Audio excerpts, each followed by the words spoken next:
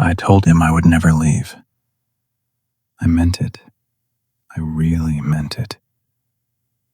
And then the fire was lit, and the girl looked at me, and I heard my own voice say the words, and I knew. I had become the very thing I swore I would never be. The rooster didn't wake me up. It just confirmed what I already knew. I had failed the only person who ever truly believed in me. Have you ever looked at the shattered pieces of your life and thought, I've really messed up this time. I've gone too far, and there's no way God could ever use me after what I've done. In church, we often talk about the pain of being hurt by others. But there's another kind of pain, deeper, quieter, and more suffocating. It's the ache of knowing you were the one who caused the damage. It's the heavy weight of a promise you swore to keep but broke. It's the gut-wrenching realization that when it counted most, when the pressure was on and the heat was intense, you walked away. You gave in. You turned your back on the very thing or the very God you claimed to love. If you're weighed down by the quiet, heavy shame of a big mistake today, if you're sitting in the ruins of your choices, certain that your journey with God has ended for good, hang on. You're not the first to feel this way, and you're about to find out that heaven sees failure very differently from the world. Today, we find ourselves in the cold, ominous shadows of a courtyard in Jerusalem. We stand by a fire with a man whose heart is on the verge of breaking into countless pieces, not because of his enemies, but because of his own words.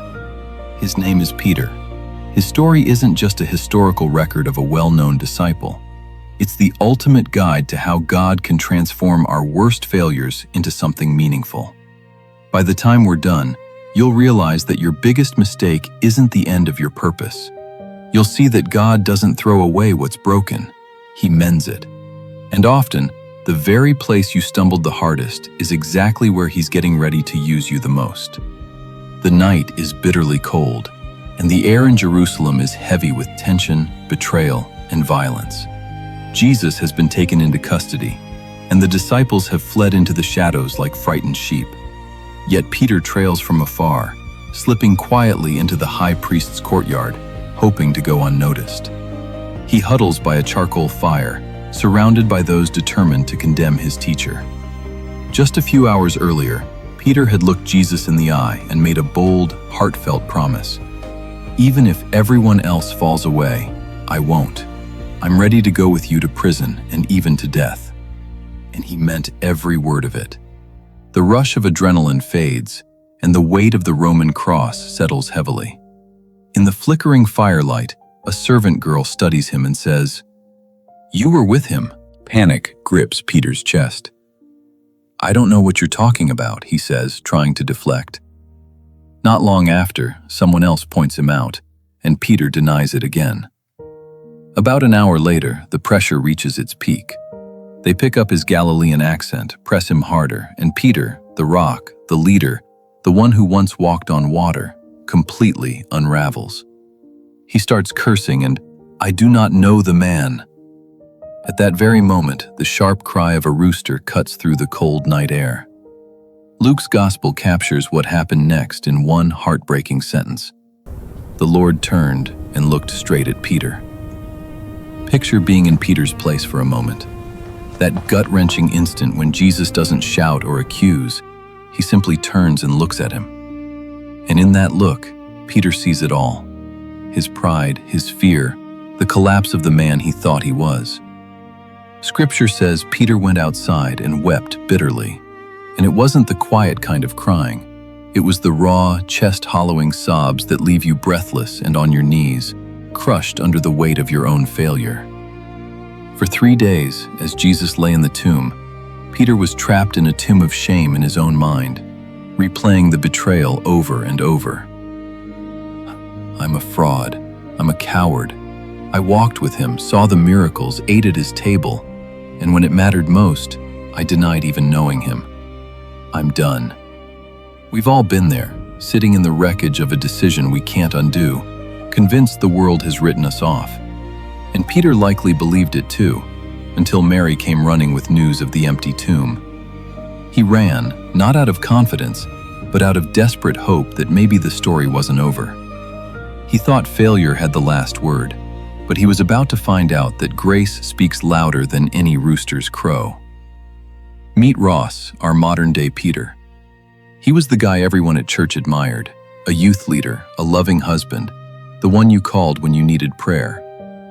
With a beautiful family and what seemed like unshakable faith, he looked like he had it all together. But behind the scenes, the pressure of work and the strain of keeping up appearances led him to start drinking. At first, just a little, then more, then hiding it. One night, after a heated fight with his wife, he made a reckless choice to drive. No one was hurt, thank God, but he was pulled over, arrested, and by Monday, the news had spread. Ross lost his job, stepped down from church leadership, and moved out at his wife's request. When I saw him in a shabby diner that Tuesday, he looked hollow, like Peter outside the courtyard, defeated.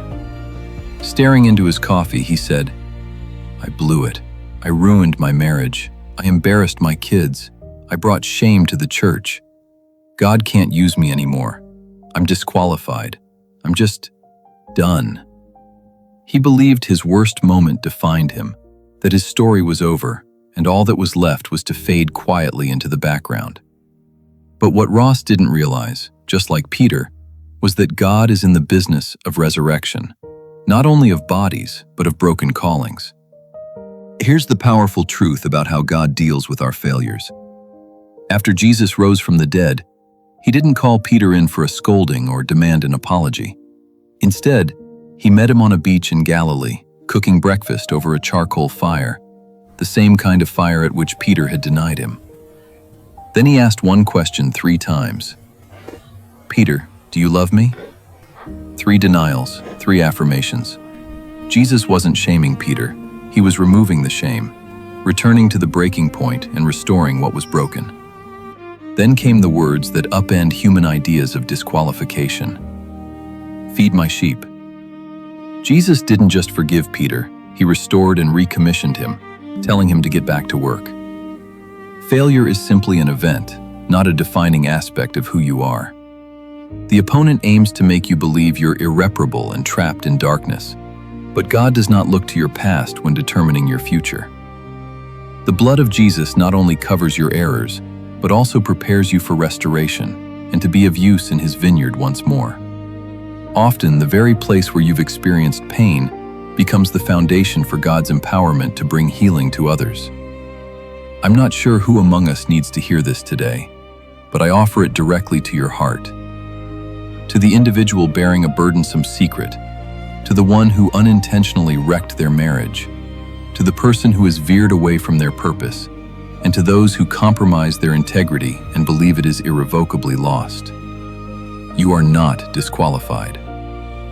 God does not regard you with disdain, but with the same fierce, restorative love he extended to Peter on that particular beach.